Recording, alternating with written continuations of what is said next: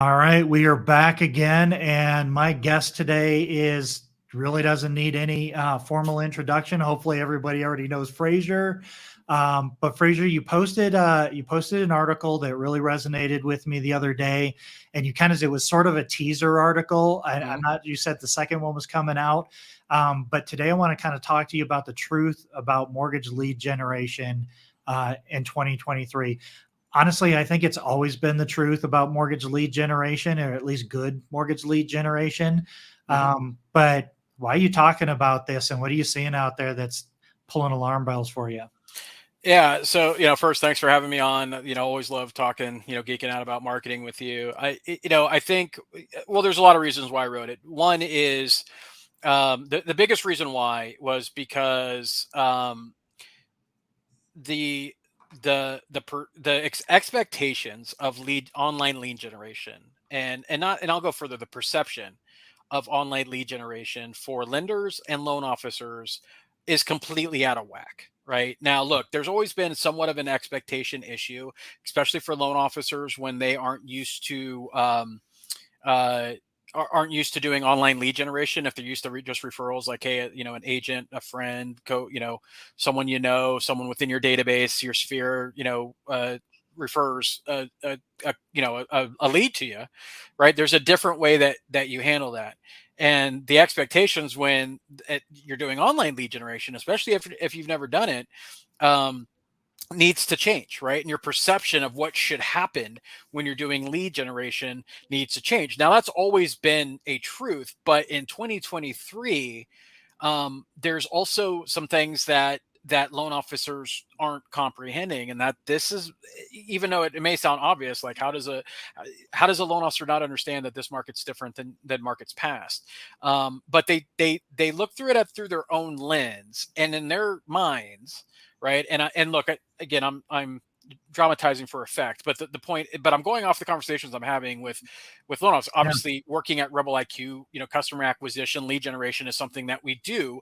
So the conversations that I have with clients and what their expectations are and and what they believe should happen, it needs to be changed. But also in this market, and in that article that you referenced, what I wrote about is something that I call the consumer deficit, right? And what that is that what we don't understand about this market, yes, it's different, and people are like, oh, it's different because of rates or affordability and inventory. Yes, those things are a key, and we also got to know those are convergence of three main factors that really haven't happened before in the way that they have this month. But they also got to understand that we're coming off of a pandemic, and political, everything that's going on in our country, in our communities, and just general across the board, has really screwed up a lot of people over these last few years as far as their mindset and how they act, and that bleeds right into how consumers make decisions or not make, or not decide to do something, right? How they decide and not decide to do something.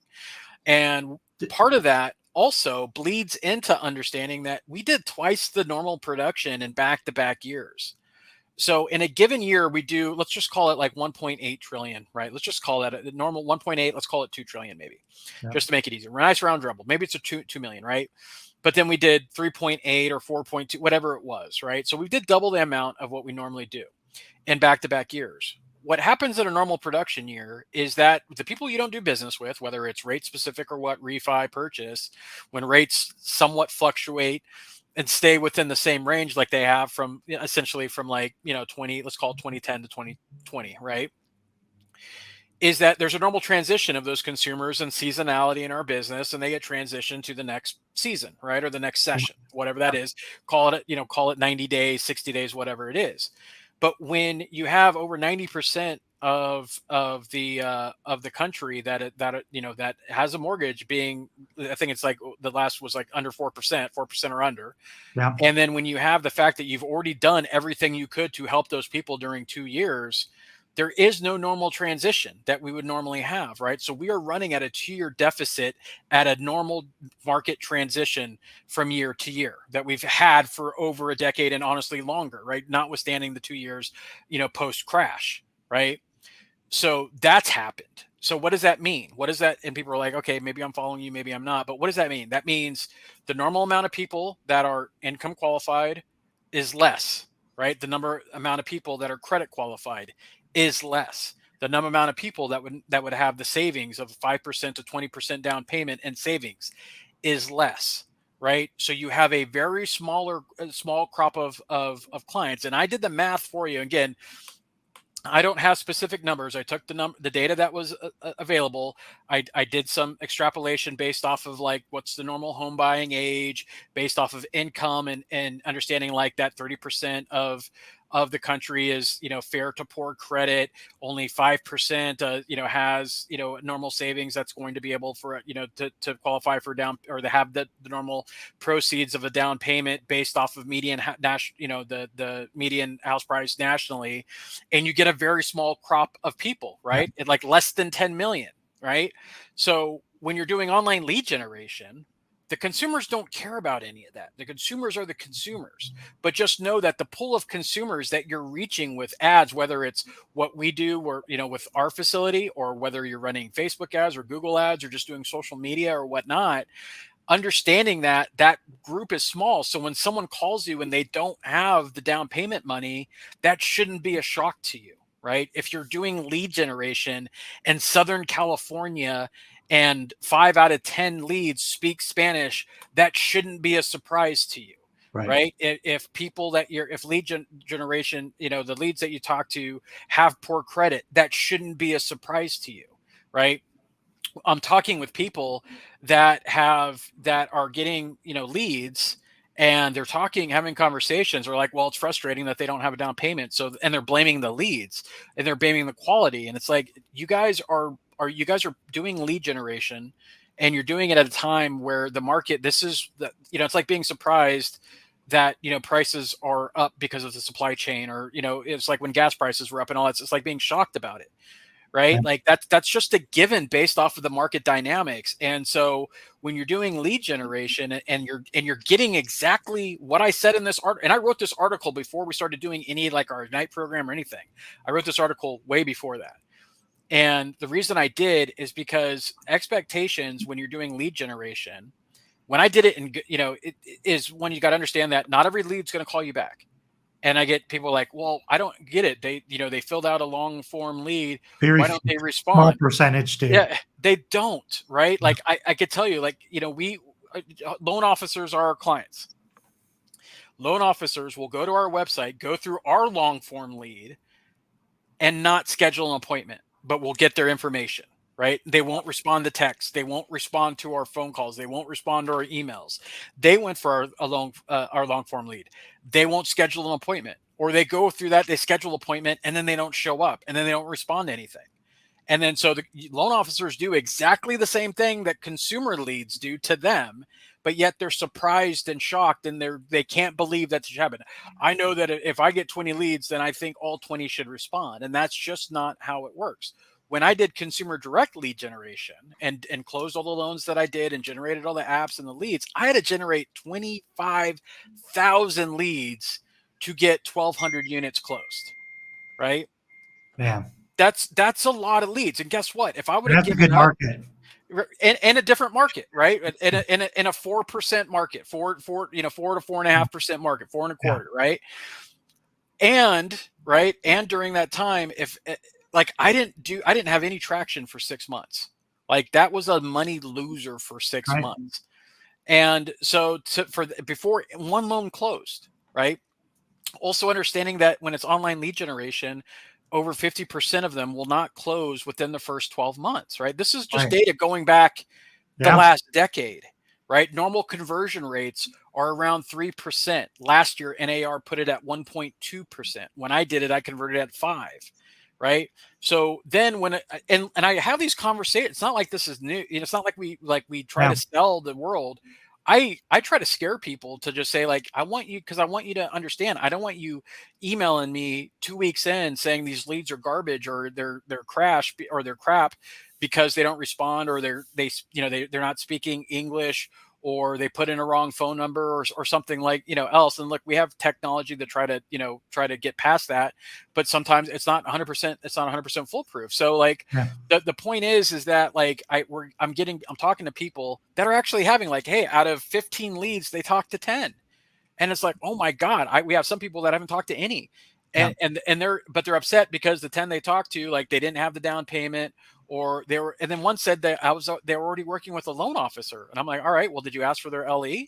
Did you go that? Oh no, they said they were working with, and they just gave, like, and I'm like, if someone was referred to you, and I asked them that, I said, if someone was referred to you, like an agent referred a client that was with another lender, and there was a reason for that, obviously, like either they're unhappy with the rate or the communication or something, what would you do then? Would you turn them away? They're all, no, I would try to compete. I'd look for well, then why would you not do that for the online lead? There is a switch in their brain with an online lead that makes them act completely different. And this goes right into the way that we're talking and scripting. In fact, Andrew and I just held a coaching call for our Dream 100 group about this, because it's like, how you talk to online leads is vastly different than how do you talk to a warm referral. And loan officers just don't know how to have the conversations. They don't know how to really overcome objection handling.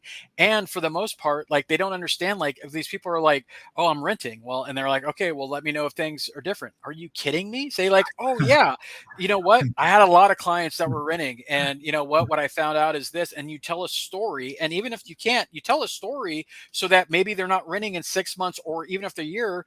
Like, you're just looking for that home run on each pitch, and you're also looking for, short-term gratification or instant ROI, and that is just not the online lead gen game. So that's why I wrote the article, because I want people to change their perception and expectations of online lead generation. Yep. Because right now, none of them are ever going to be successful if they keep looking at it and calling and expecting, even though they tell me, oh, I get it, and then when they have the first conversations and like, well, I don't want to chase people, I don't want to do anything, then don't do it, right? Don't waste your time. Don't waste your money. Yep. Don't waste our time, saying that you're going to do something and not be committed to the process. But this is how you're going to win the long game, right? Because this market isn't going away. No one's coming to save you.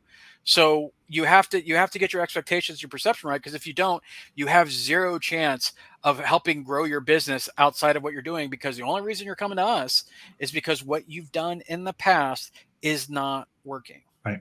Okay, man, you drop. I have a whole bag of nuggets over here. I'm going to open up and I'm going to try to start unpacking these things. So one of the conversations that I like to have, and this was a mindset change. I mean, because I've been doing consumer direct for 15 years, Yep. Overwhelming majority is organic, and that's a different conversation, organic versus paid. Yep. But it doesn't change the fact that in this market, the only people that are in this market have to be in this market. Yeah. Nobody's been sitting around going, oh man, home prices finally got to where I wanted them to be, and interest rates are finally where I wanted them to be. I'm jumping into this market. So we're talking life events. We're talking divorce, moving from their job. Their landlord their house is getting foreclosed on because the economic impact. You also talk about the psychological disposition of humanity after being locked down for a year and COVID. And then at the same time, concurrently, we're having the highest volume and the lowest interest rates. So we're putting everybody in there. I wanted to start a campaign. I want to start a campaign. Quit calling them leads. These aren't leads. These are people that have questions about qualifying for a mortgage. That's all it is. How we make money as salespeople is we have conversations with people who have questions about qualifying for a mortgage. That's all this is. Now, the people in the prospect pool right now that you have brilliantly identified and deduced mathematically, is much smaller than what we're used to. The economic landscape is just not producing the same quality of conversations. And because these prospects are in the market because they have to be, there's an emotional or some sort of driver. You're not the only person that they're probably talking to. Right. If they filled out your form, they may have filled out 5 other forms, even though like what we do on Find My Way Home and what you do with Rebel IQ, these are exclusive leads, but which means that same lead isn't being sold to 5 people, but that doesn't mean that they didn't go to 5 sites before they found your site. So man, this is what you're saying is just so important for people to understand. And the other thing that you said that you dropped that I think is like a bad word in the mortgage industry, at least people treat it that way, is long game. Yep. This is, I cannot say this enough. This is a market for building your long game. This is a market for building your database. They rent, fantastic. That's exactly who I want in my database because guess Yes. what? Real estate is cyclical. It may not feel like it, especially if you got in the business since like 2013 or 2015, right? You didn't live through the crash. This may feel like it's an eternity for you, just like the 3 years that interest rates were low and you thought it was never going to end. Hmm. This has only been what, a year and a half, 2 years. We probably still got another good year. But guess what? Consumers aren't waiting for rates to get down to 4. Consumers are just waiting for rates to stay the same for about 3 days in a row. Like that's when you're going to see applications tick up. It happened in February. Yep. Remember in February, rates dropped a quarter and they stayed there for like a week and applications shot up. We're looking at the same thing right now. If interest rates, even if they settle at 6.75 and they stay there for 2 weeks or 30 days, you're going to be flooded with applications because all those people are like, well, I don't want it to go back up. Maybe this is the new normal. You and I have both been in this market when this is not a bad interest rate. Like this is kind of the median interest rate over the history of, Yep. of interest rates. And it has nothing to do with interest rate. We have these conversations all the time when we're competing against competitors. Home ownership is a generational wealth tool. It helps you establish yourself in a community, build equity, force savings. There's so many benefits to home ownership. If you can afford to make that monthly payment, nobody cares what the interest rate is. They just care what the payment is. And if they can afford that payment, and then we've got the best line ever. Listen, when rates go down in the future, because they will, I can put you in that lower rate and you can reduce your housing costs and you're still building equity and you're still have this forced savings account. So man, you got me so fired up. But these are the emotions that you invoked when I read your article. And I just can't agree with you. I can't agree with you more. Like it's like it's just a simple shift in perspective Yep. because I'm telling you, when the market normalizes, which I'll call stabilizes, that's it. That's it. When it stabilizes, whoever has the biggest database of people who know, like, and trust you wins. Yep. Yeah. Bottom line, Yep. right? That's absolutely, and that's what we're talking about, is that you got to build the trust, right? Yeah. And when online lead gens, there is no trust there, right? And with organic, it's because they're consuming your contact and content and seeing you over probably maybe a long period of time or whatever. But they're still Um, not ready. they're still not ready, but It's the same prospect pool. absolutely. But you're developing some trust, and so Yeah. when you have that, you're gonna have better conversations because there's just gonna be more intent there. To the point of the market of prices. If you look historically, and look, I'm not trying to do the classic like, hey, well, rates used to be 19% or blah blah blah. Like I get it, everything. These are all like Oh, era based, yeah. economies, right? Yeah. So, but what I will say, and I like it, actually I wish I would have thought of that, but like because I always talked about a normalized market. It is just like when rates went into like 5.5 or 6, and then after like a few months, like people realize like, okay, well, that's the rate. It's not like there's no dip coming, right? So Yeah. then applications tick up. Same Yep. thing Yep. is that if you look historically in 10-year swings, going back to the 70s, and look at mortgage rates, I'm not talking about what the rate is, but if you look at the swing of rates, you look at the percentages, the highs and the lows, like the high water mark, the low floors of rates, and what the average was. Those are 5 to 10 year swings.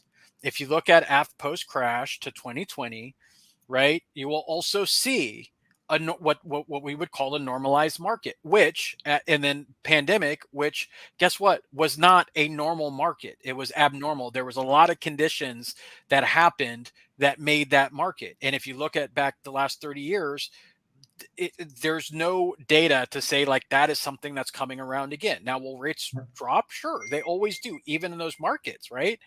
But we could have a normalized market of a 5 to 10 year swing. And I called this last year, not because I'm not a Barry Habib, I'm not that guy, right? Like Barry's Barry, like he's a crystal ball winner for a reason, right? But what I looked at is I just looked at data and then looked at the fact that we're trying to, and Barry's, and don't get me wrong, Barry's not the only one, right? Like David Luna, Dan Rawich, I had a conversation with but, him. but they're all just giving their best guess Best based on guess their with the experience. based And on their experience with the data they have at hand, right? So there's nothing wrong with that. But guess what? Freddie Mac, and I did this in a Facebook post. I posted all the headlines from mid-year last year saying where rates were going to be right now, and that's why I did like a meme, like, "Hey, this is day 326 of rates supposed to be in like the fours," right? It just didn't happen. It's because I looked at normalized markets when they happened, when they shifted, and when they shifted, it's usually a 5 to 10 year swing. And so what I said is that I would expect, based off of what I'm looking at and knowing that everyone has changed mentally coming out of this pandemic, consumer habits have changed, oh yeah, is that we should probably be somewhere in the 5.5 to 6.5 range, and I wouldn't be surprised if it stayed at the sixes for 5 years, maybe even going up to seven for average for the next decade, right? 5 to 10 years, right? There is no reason, no data, no nothing that will dictate that rates going down. From what I see now, rates going down to fours, right? And there's a lot of people that were calling that at the beginning of the year, and they've all been wrong thus far, right? But here's what I'm saying: something could happen tomorrow that causes the market and rates and stuff to shift, right? So I can't. I'm up not a or future. down, up or down. Yeah, I'm not saying I could be wrong. And great. And guess what? You guys want me to be wrong, right? If I'm wrong, then nothing bad happens, right? But if I'm right and you are building your strategy and planning based off of a dip that historically has no reason of happening, then your business will hurt and not grow because you're planning and strategizing for something that isn't going to happen. If you And, strategize and plan and for you're what in, I'm saying yeah, and rates go down, it doesn't hurt you. If rates go up, it absolutely will hurt you. Right. yeah, So that's again, when in chess we call it, we say you got to see the whole board, right? You just yeah. it and when you're talking about strategy, like you're talking about moves that you make not for the what's in front of you, but what's in front of you 3 moves down the way, right? And Yeah. so you have to understand that, like, when you're dealing with any type of strategy, whether it's online lead generation or organic, or where am I positioning my company, how am I hedging, right? Like all of this stuff, right? You have to understand that you have to play the game that you have today, and hope is not a strategy, right? And you have to, and look, I'm not saying plan for the sky to fall, but the thing is that you have to work, protect your business a little bit. You have to be in front of your clients, because if there is a dip, right, there is going to be somewhat of a mini refi boom based off of people that maybe you did at 6.5, and maybe it goes down to 5.5, right? Great. That's a refi opportunity. It isn't threes, right? It isn't twos and threes. And it might also be a wave of EPOs. So careful what Yeah, you ask for. and more, and that's important to know, because guess what? Everyone that has a book, just like they did the last time, and Yeah. when rates went down and they had to protect their book, there are call centers and people at the ready. This is why trigger leads. And again, look, guys, I'm not trying to crow here, but I'm just going to say at the end, and you probably remember the post, I said this is going to be the year of the trigger lead, right? And a lot of people were like kind of snarky, or like, well, I thought 2022 was the year of this trigger lead, right? And I swear to God, within like 2 weeks, I'm getting like DMs and all this stuff, and there were like 58 text messages and phone calls and emails, and and it's like, guys, you got to understand, like, everyone is going to crawl, to scratch and claw their way to profitability, however which way they can right now, because they're just trying to save their business. Let me make a comment on the trigger lead thing, because there's all of these things about like passing laws about trigger leads and things like that. Well, guess what? That doesn't apply to your book. Yep. So if rates go down, and you pull somebody's credit report, the company that is servicing that now, that's not a trigger lead for them, but they will get the notification. That's not covered under these laws. Yep. right? So that's not covered under these laws. So they get to call them and say, well, I'm going to undermine them. I'm going to beat whatever rate they give you because they're hedging against their losses, right? They're thinking long game, they're thinking servicing. So like, yeah, you know, all of this, a lot of what you're talking about, and this is going to be a super uncomfortable conversation. Most people are going to turn this off and say we're full of BS. And that's totally cool. Yeah. But if you can stick through this conversation and like take a big chug of this reality, because a lot of this, I think what we're trying to tell people is make sure your mindset is such that you're approaching this the right way. Make sure you have the proper expectations so that you can weather this, because Yes. you 100% can. If whether things go up or down, it's how you choose to react to whatever the market is, which is going to determine whether or not you're going to renew your license next year, Yep. right? Unlike what 40% of NMLS licensees didn't renew Yep. this year, Yep. and they're expecting another group, and that's because they didn't have. Well, it could be for a lot of reasons, but a lot of the reasons are they depended on the market feeding them Yep. instead of their mindset. This is still a good market.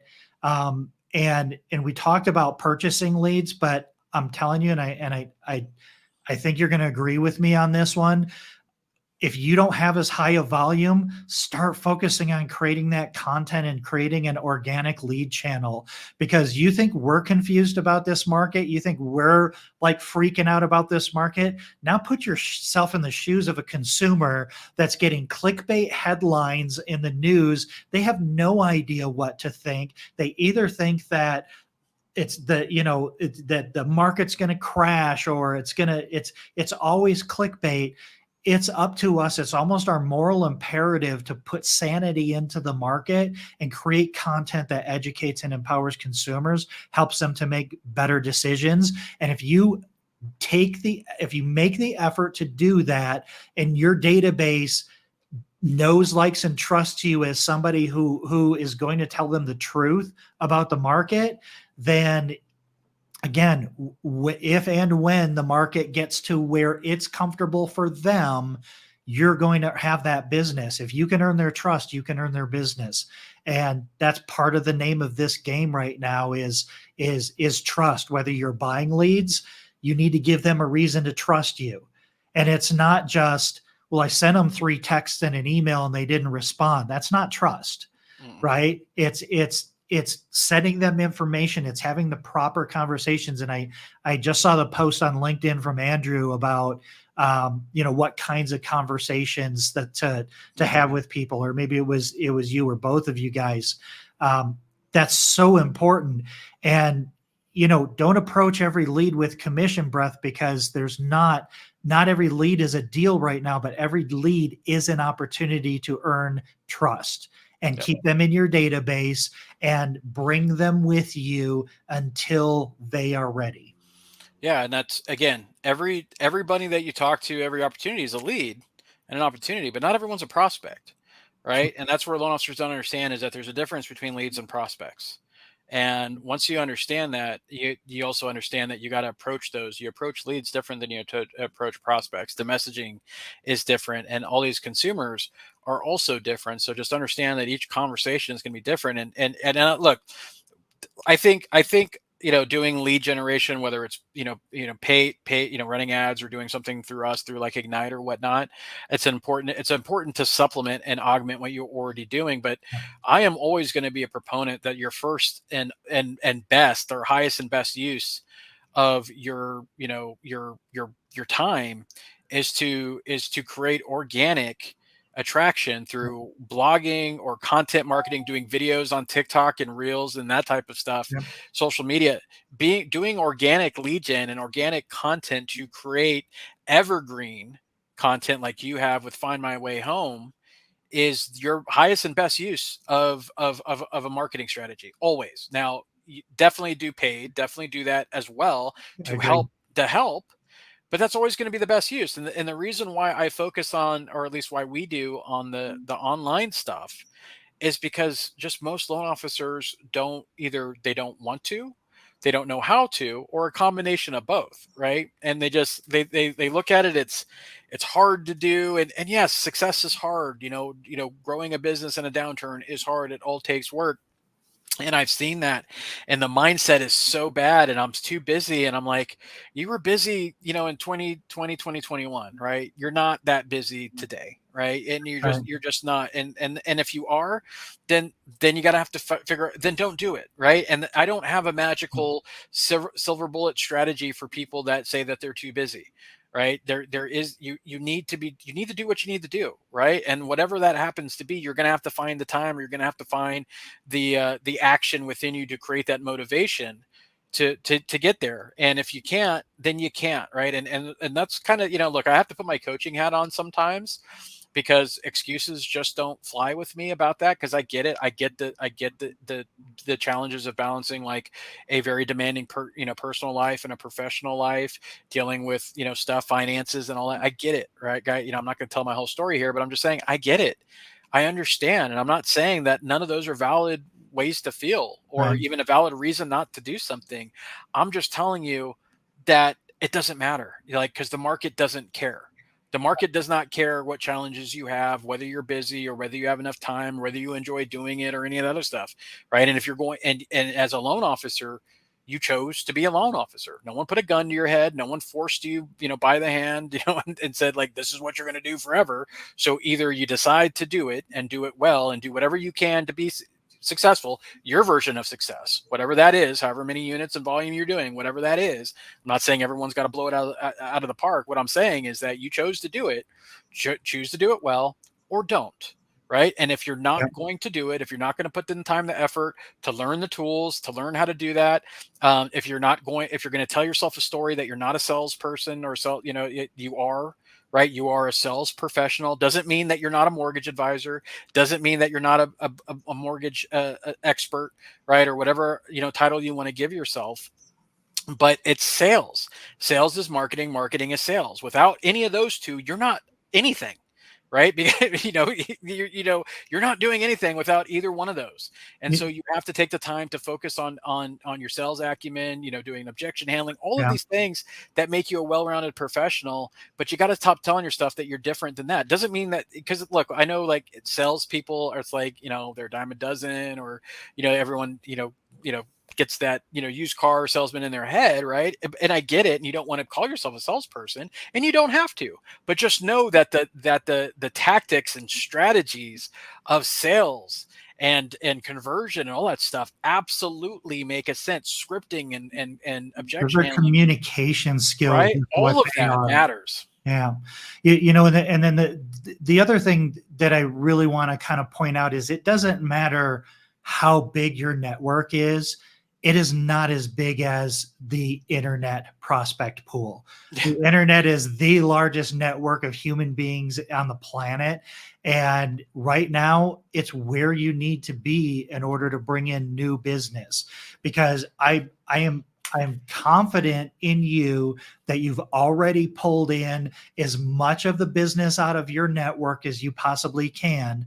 And now it's time to go to the internet. And those are consumers.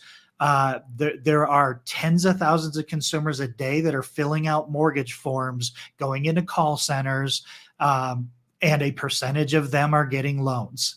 So that's another thing that I think we're both saying, is that if your typical sources of business are not supporting your business, you have to start looking at these channels.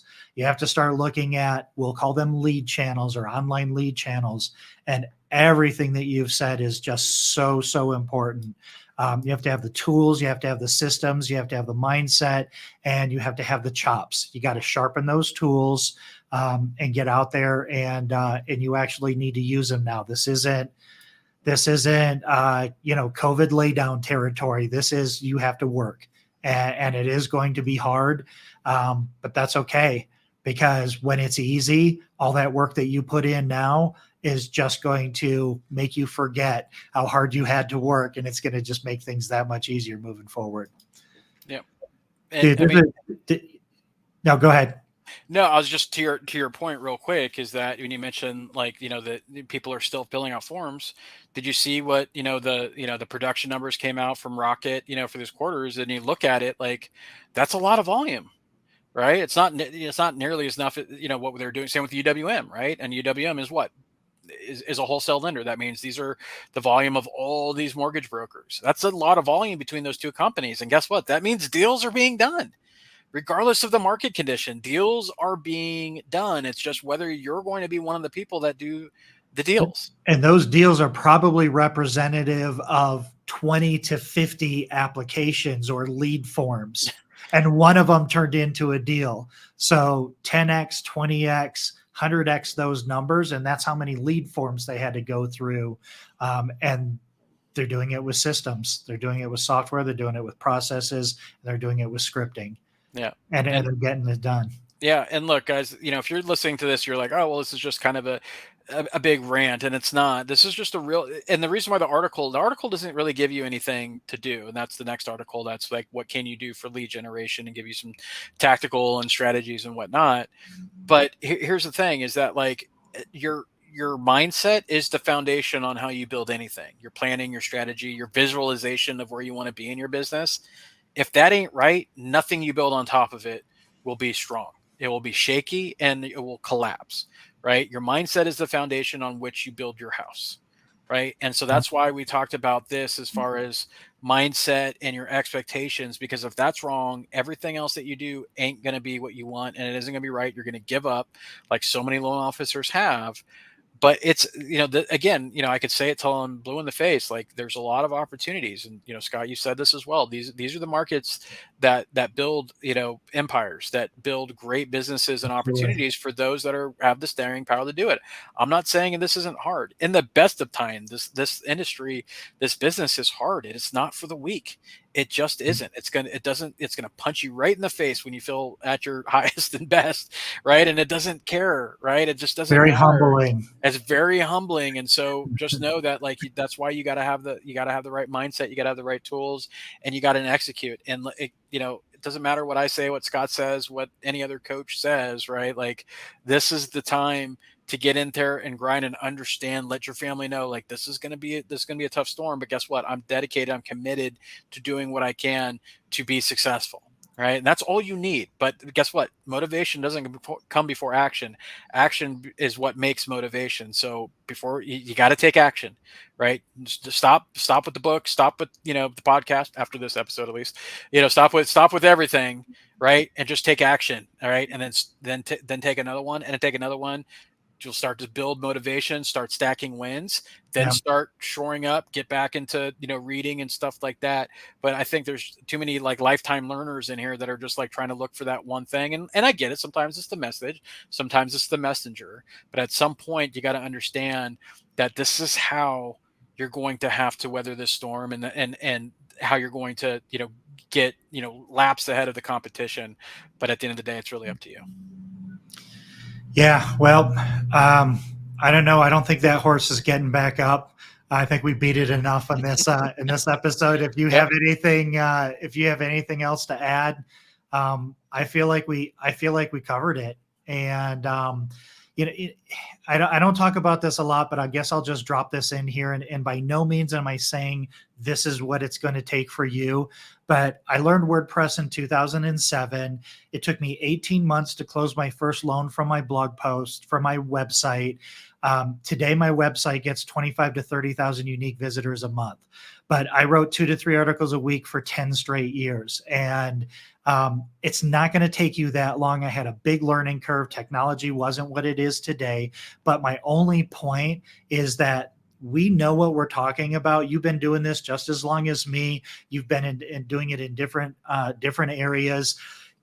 You're not necessarily playing 10 years out, but put in the work and just be confident that you're doing the right thing by building your database and getting content out there and getting yourself out there, or buying leads and getting them into your database and nurturing them. Not just making 2 phone calls and letting them go. So there's a long game aspect, but you know what? Short-term opportunities come out of building your long game plan. And All right, brother. I appreciate you coming on here, and I hope this is helpful for everybody that's listening. We'll circle back with you soon, and everybody follow Frazier on social media so that you can get the second part of that article, and go out there and build your database. Yep. Go out there, have a mindset of positivity. Just go out there and look again, take action. Whatever that happens Yep. to be for you, I don't care what it is. Take some action. That's right. All right, brother. Thanks for joining, man. We'll talk to you Thanks, soon. man. All right. Bye.